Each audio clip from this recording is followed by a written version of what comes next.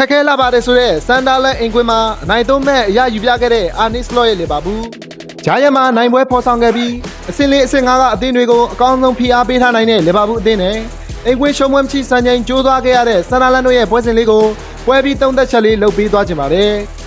အားလုံးပဲမင်္ဂလာပါ MIN Football Match ကနေကြိုဆိုလိုက်ပါတယ်ပရီးမီးယားလိမှာရလက်ဆိုရီကြုံတွေ့နေရတဲ့လီဗာပူးဟာကစားသမားတွေရဲ့ဒဏ်ရာပြဿနာအခြေအနေတွေကြောင့်အတော်လေးတိုင်ပတ်နေပြီးအဓိကပြိုင်ဘက်အသင်းတွေနဲ့အမှတ်ကွာဟမှုရှော့ချနိုင်ဖို့ဖိအားများစွာနဲ့ဒီကနေ့ပွဲကိုကစားသွားခဲ့ရတာပါတစ်ဖက်ကဆန်ဒါလန်တို့ကလည်းစတေဒီယံလိုက်မှာဆိုသူတို့မခေချောင်ပြသနိုင်ဖို့အတွက်အာတုံကိုဆိုင်ရှင်ပြိုင်လာကြကတကယ်ကိုအကျိတ်နဲ့ရှိတဲ့ပွဲတစ်ပွဲဖြစ်ခဲ့ပါတယ်အဲ့တဲ့လီဗာပူးအနေနဲ့ပွဲစကလေးကပြိုင်ဘက်အသင်းရဲ့ခန်းစစ်ပိတ်ဆို့ကစားတတ်မှုကိုဖြည့်ရှင်းနိုင်ဖို့ဒီမျိုးစုံလက်ပတ်အဖြေရှာရင်းပွဲကိုရှင်းကပ်လာခဲ့တာပါအင်ရှင်အသင်းဟာဆိုရင်လည်းလီဗာပူးတို့ရဲ့ကစားကွက်ကိုကြမ်းကြမ်းခံကတံပြန်တိုက်စစ်တွေဆင်နိုင်ဖို့အတွက်ရှောင်းမြောင်းနေခဲ့ရင်ပွဲစဉ်အစောပိုင်းကိုအကဲခတ်ကစားသွားခဲ့ကြပါတယ်ပွဲဒမိုကွန်မိနစ်30ဝန်းကျင်မှ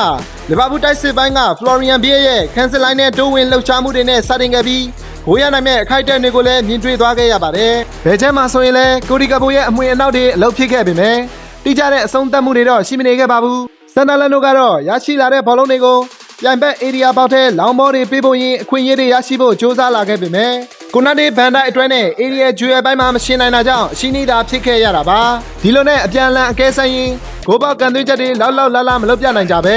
ဇီးစီနဲ့သာပထမပိုင်းပြီးဆုံးခဲ့ရပါတယ်လီဗာပူးတို့ကတော့အနိုင်ရလက်တွေရန်ကိုလိုအပ်နေတဲ့ဆိုတဲ့အတိုင်းဒုတိယပိုင်းမှာပွဲကိုပုံမဖိဖိစီစီကစားလာခဲ့ပြီးတူးချင်းဖြတ်ကျော်မှုတွေအပြင်နောက်တန်းကဖြတ်တင်ဘောတွေနဲ့ပါဆန်နာလန်ခန်းစစ်ကိုဒုက္ခများစေခဲ့တာပါအင်ရှင်ချောင်းတို့အနေနဲ့အလုံးမဖြစ်တဲ့လောင်ဘောတွေအစားရှန်နယ်တွေမှာတိုးဝင်လှုပ်ရှားကဂိုးပေါက်ချင်းချောင်းနိုင်မဲ့အခြေအနေတွေထပ်မံဖန်တီးလာပြန်ပါတယ်ဒီကနေ့ပွဲမှာတော့လီဗာပူးနောက်တန်းတွေကိုအထူးရှိကျူးရမှာဖြစ်ပြီးပြိုင်ဘက်တိုက်စစ်ကစားသမားတွေကိုလှုပ်မရအောင်လူကတ်ကစားကဘလို့အခွင့်အရေးမှအသုံးမချနိုင်တဲ့အထိရှုပ်ကင်ထားနိုင်ခဲ့တာပါဂိုးသွင်းသေးကြပါတယ်ဆိုတဲ့ပြင်သစ်သား EKDK ကလည်းအပိုင်အခွင့်အရေးတချို့ရရှိခဲ့ပေမဲ့အတိအကျအဆုံးမသတ်နိုင်တာကြောင့်လိုအပ်နေတဲ့အနိုင်ကို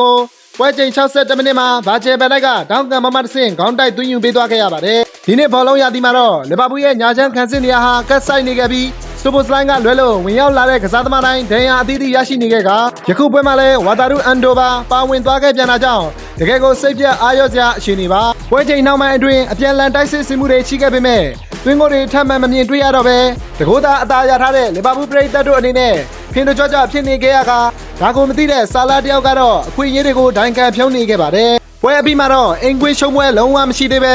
မာကွန်အပြည့်နဲ့ဆန်ဒါလန်ရဲ့စတေဒီယံလိုက်မှာလီဗာပူးအသင်းသားတွေဇီးဝမ်းနဲ့အနိုင်ရရှိခဲ့ပြီးဘယ်အသင်းမှမရဘူးသေးတဲ့အဖိုးတန်၃မှတ်ကိုရယူပြသွားနိုင်ခဲ့တာပါပရိသတ်တို့အနေနဲ့ဒီနိုင်ပွဲအပေါ်ခန်းစားချက်တွေဘယ်လိုရှိပါသလဲအသင်းရဲ့ကစားဟန်ကိုရောဘယ်လိုမြင်မိသလဲဆိုတာကွန်မန့်မှာဝင်ရောက်မှတ်ချက်ပေးသွားလို့ရပါတယ်အသစ်တွေအတွက်ကျွန်တော်ရဲ့ channel လေးကိုလည်း like and follow လေးလုပ်သွားပေးခဲ့ကြပါအောင်အားလုံးကိုကျေးဇူးအထူးတင်ပါတယ်